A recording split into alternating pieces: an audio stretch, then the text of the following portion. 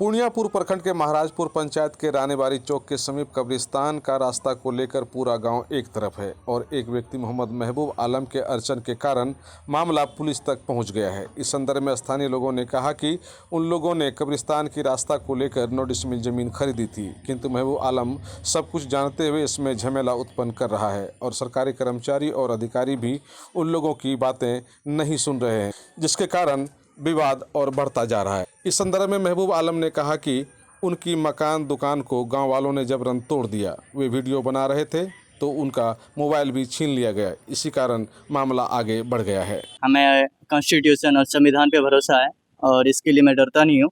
मैं डायरेक्ट कहूँगा कि आप जो जिस तरह का बिहेव रखते हैं और इंसान से जनता के साथ इस तरह का बिहेव करते हैं, ये कहीं ना कहीं ये जनता को इंसान नहीं समझता, इंसान को इंसान नहीं समझता। और आप जो सीईओ हैं ये जनता के बदौलत हैं और जनता ही सरकार बनाता है, वही गिराता है और सरकार ही आपको चिन्हित करके कोई भी सीट पे बैठाता है। और आप कुल मिलाकर आपका ये कहना है कि सरकार ने सीईओ के लिए जिस व्यक्ति का चयन किया है वो ठीक नहीं है, वो सही नहीं है, मैं सरासर कह रहा हूँ।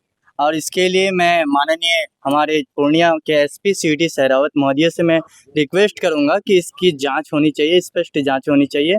जब इस तरीके से बात हो रहा था उसमें उस समय वीडियो भी बनाया गया था और काफ़ी गलत तरीके से बात की है। लेकिन देखिए, ये जो रास्ता गांव वाले की उपस्थिति से लिया गया है, ये रास्ता कोई एक व्यक्तिगत लोगों ने खरीदा नहीं है, ये तो कब्रिस्तान के लिए कब्रिस्तान है, समाज के लोगों ने खरीदा है। और जो आदमी इस तरीके से ऑब्जेक्शन डाल रहे हैं उस आदमी का भी इसमें उपस्थिति है और वही आदमी जाके सीईओ का ऑब्जेक्शन का उसका कोई राइट बनता है क्या? किसी भी तरह का राइट नहीं बनता है। अगर आप कहें फिर भी वो ऑब्जेक्शन करता है। आप ऑब्जेक्शन इसलिए डाल रहा है क्यों भाई, जो बैठा हुआ सीट पे जो सीईओ है वो कह रहा भाई तुम आगे बढ़ो, पैसा गिनो, ये करो।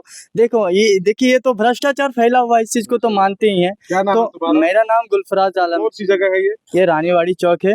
देख लीजिए सर, पेपर का आप आए यहाँ पे सरजमीन को जांच करने के लिए, तो आप पेपर को देखिए। सीओ साहब डायरेक्ट बोलते हैं तुम कौन होते हो इस समाज का, तुम्हारा पेपर नहीं दिखेंगे। इस तरह बोलता पेपर नहीं दिखेंगे। मैं महबूब और महबूब की पत्नी को बोलता चलो गाड़ी में बैठो, ये लोग सबके ऊपर एफआईआर करवाते हैं। इस तरह का व्यवहार किया और तुम ताम मेरे अंकल सबसे सारा से किया तुम ताम। फिर हम बोले सर तब आप यहाँ क्या करने के लिए आए हैं? बोलता तुम लोग पर एफआईआर करवाने के लिए आए हैं। ऐसे बताया? ऐसे बताता। अच्छा, तो तुम लोगों को बोला कि उम्रदराज लोग था, सबको बोल दिया? उम्रदराज सबको, किसी को भी वैल्यू नहीं देता है, इज्जत की किसी का ही नहीं करता है।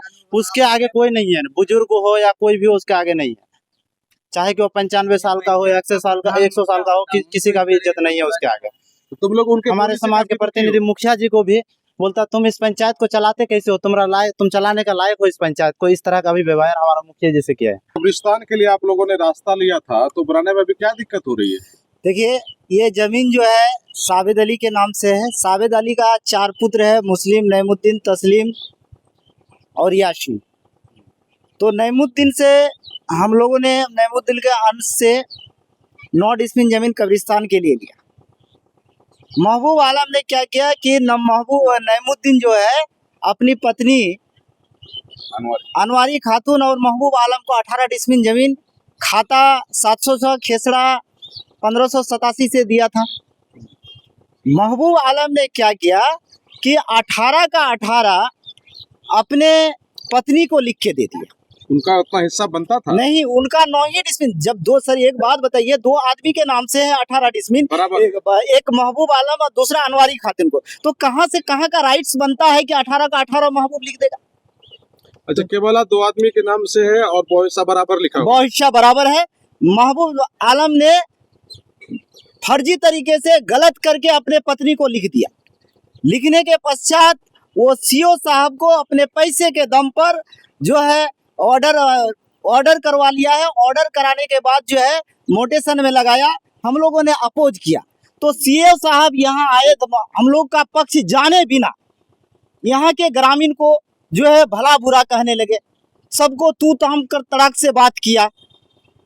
और हमारे दादाजी जी जिनका उम्र लगभग 95 साल है और एक दादाजी जिनका 85 साल है, उन लोगों को तुम ताम करके बात किया गया। ये कहाँ कॉन्स्टिट्यूशन में कहाँ है, कहाँ का राइट से कि एक बुजुर्ग इंसान को और यहाँ के आम ग्रामीण को तू ताम करके बात नहीं किया।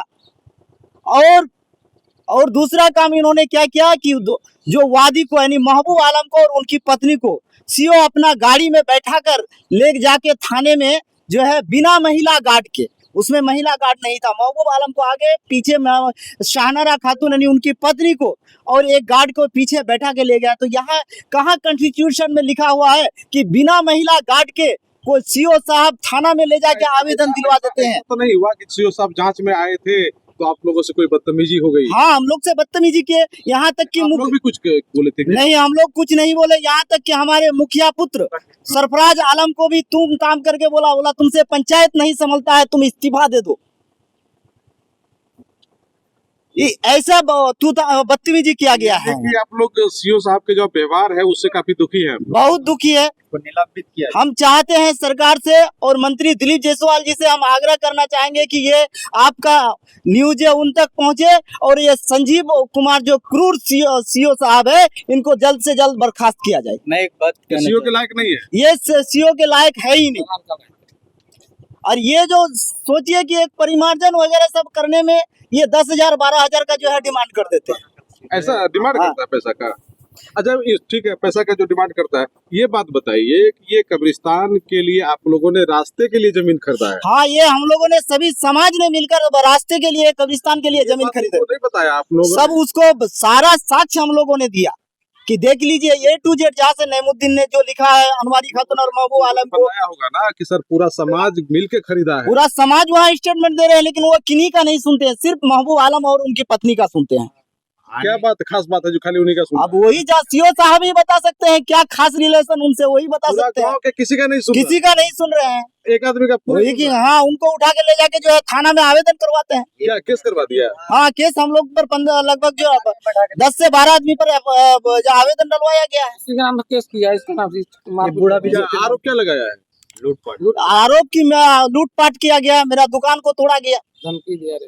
ये जो तोड़फोड़ हुआ है उसमें वो भी शामिल था? हाँ, ये जो तोड़ा आपसी सहमति बना, सहमति के बाद जो है सिग्नेचर भी हुआ, उसके बाद वो खुद आके नापी करवाया, बोला आपका यहाँ से महबूब आलम नापी करवाया, बोला आपका यहाँ से शेयर बनता है, आप तोड़ लीजिए, मेरा छोड़ दिए।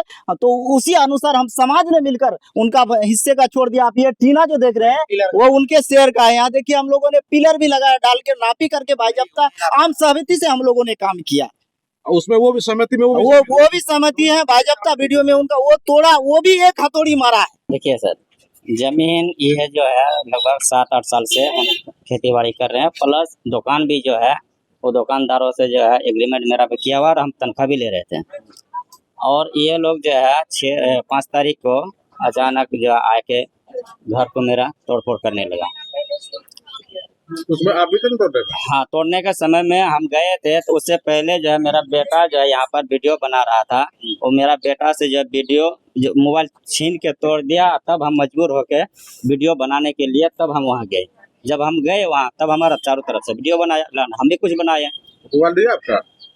वो तो मोबाइल दिया, लेकिन सारा चीज रजिस्टर होकर खत्म कर दिया। मेरा पहले का भी जो फोटो था अंदर, बाद में भी जो फोटो है वीडियो सब तोड़ दिया। वही शिकायत किया पुलिस में? वो भी शिकायत फिर नहीं, हम ये मकान तोड़ने का शिकायत किए हैं, लूटपाट का भी शिकायत किए हैं कि मेरा जो 5 दुकान है, 5 दुकान में मेरा सामान भी था, प्लस सेटर था, सीढ़ी था, ये सब तोड़ फोड़ के लेके चला। Aryabhatta institute of technical education. अब आप बताइए, आप आईटी क्यों कर रहे हैं? आईटी सेक्टर में गवर्नमेंटल एवं प्राइवेट प्लेसमेंट बहुत है। अभी आईटी की क्रांति है, सो मुझे तो यही करना था। तो यहाँ आर्यभट्ट में होगा मौलाना मजरूल हक अरेबियन एवं फॉर्च्यून यूनिवर्सिटी पटना से मान्यता प्राप्त जिले का एकमात्र पैरामेडिकल आईटी एवं मैनेजमेंट इंस्टीट्यूट है। क्यों ना मैं इसे चूज करूं? आर्यभट्ट यानी कि सही फैसला। थैंक्स टू आर्यभट्ट इंस्टीट्यूट, जिसने मुझे दिया कॉन्फिडेंस एवं आगे बढ़ने का हौसला। पारा मेडिकल कोर्स करें, नौकरी तुरंत पाएं। Contact number 7739023553। Campus office Kaptanpara near Durga Mandir Purnia.